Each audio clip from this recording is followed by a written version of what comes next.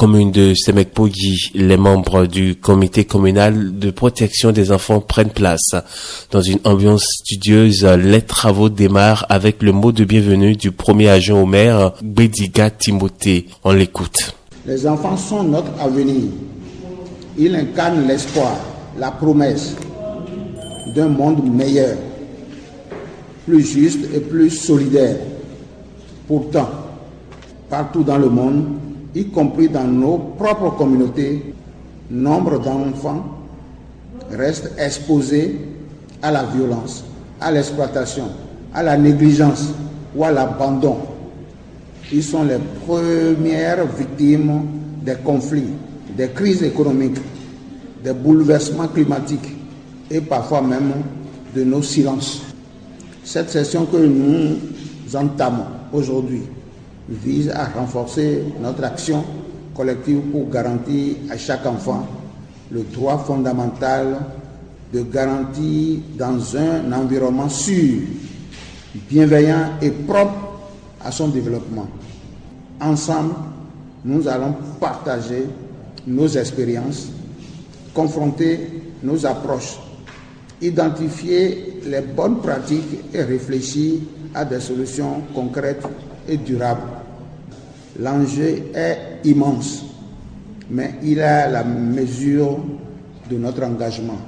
Ensemble, faisons en sorte que notre session, la deuxième session, ne soit pas seulement une occasion de dialogue, mais un point de départ pour des actions encore plus ambitieuses, plus coordonnées et plus efficaces en faveur de tous les enfants.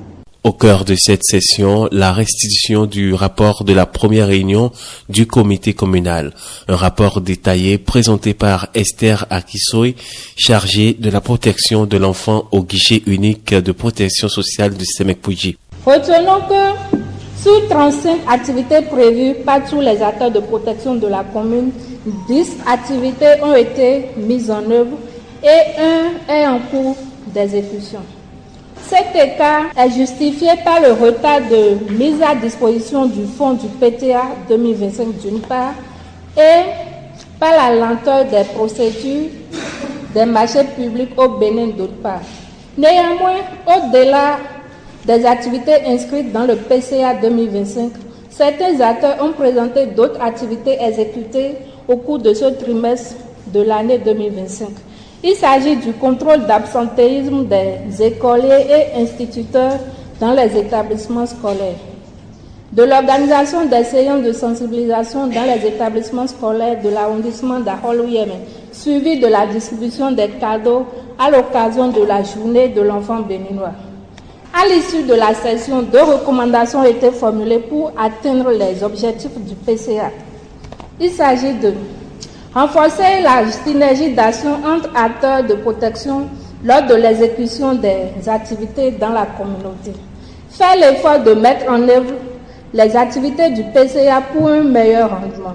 Autre temps fort de la journée, une communication sur la lutte contre le travail et l'exploitation domestique des enfants. Le thème abordé, briser les chaînes du travail et de l'exploitation domestique des enfants, porté par le projet BC-TED du CIPCRE Bénin. Aude Rose Agou, coordonnatrice du projet. C'est un projet qui vient en appui aux enfants en situation de travail, mais spécifiquement les enfants qui sont utilisés comme des domestiques dans nos maisons. Comment faire pour que ces enfants puissent jouir pleinement de leurs droits et quitter ce secteur qui n'est normalement pas dédié aux enfants. Le projet a plusieurs activités, faisons les sensibilisations.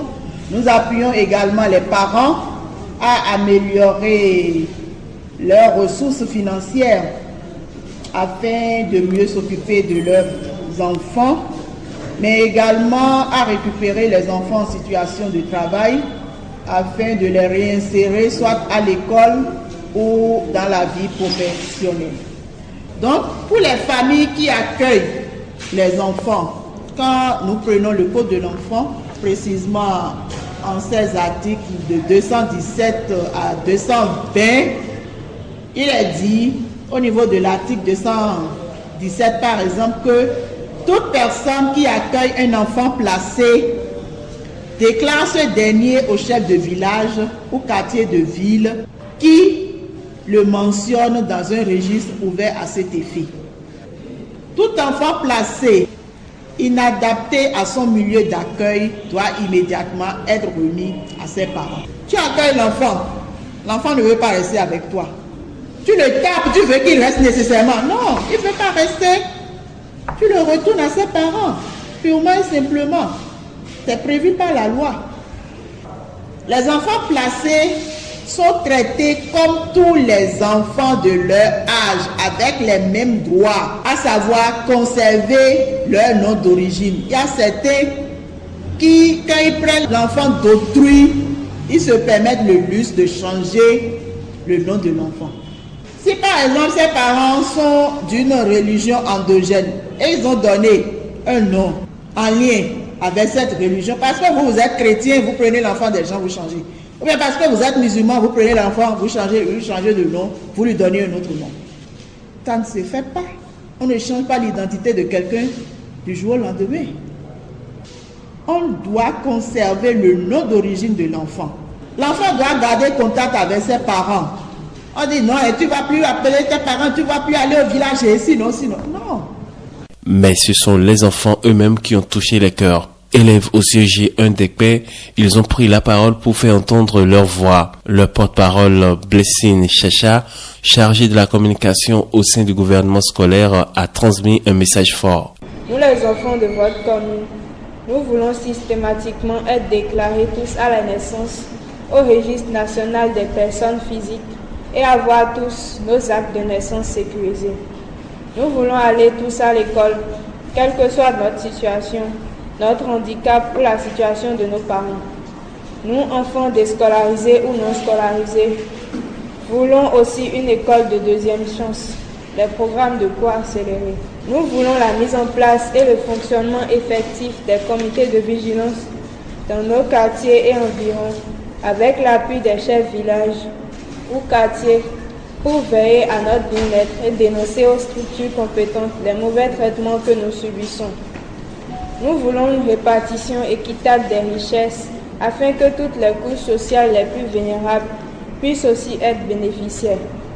Nous voulons que nos parents soient davantage plus responsables en subvenant à nos besoins et en évitant de nous envoyer en exode ou travailler à bas âge dans les marchés, carrières, maisons ou ateliers. Chères autorités communales, chers parents, la réalisation effective de ces droits ne peut s'opérer sans la mise à disposition des ressources financières, humaines, matérielles, techniques, etc.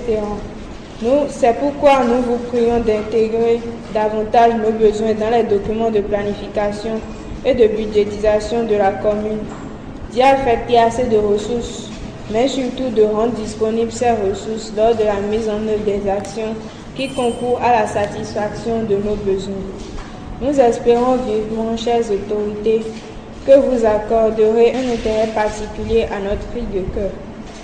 Nous ne saurions finir notre message sans dire un sincère merci aux responsables de l'ONG CIPCRE Bénin et à ses partenaires techniques et financiers, World Andad et la Fondation AFAS, qui ont favorisé la tenue de la présente séance de plaidoyer. Nos reconnaissances vont également vers tous les acteurs de la chaîne de protection de l'enfant qui luttent tous les jours pour la défense et la promotion de nos droits. La rencontre a aussi rassemblé plusieurs acteurs clés de la protection de l'enfance et de l'éducation, parmi lesquels Latifou Segbeyon Hougbe, représentant du chef de la circonscription scolaire de Semekpoji 1, et Carlos Migan, point focal du système intégré de données relatives à la famille, à la femme et à l'enfant nouvelle génération. À travers cette session du comité communal de protection des enfants, la commune de Semekpoji, le CIPCRE Bénin et ses partenaires, avec le soutien des communautés, marquent un pas de plus vers un environnement protecteur et équitable pour tous les enfants.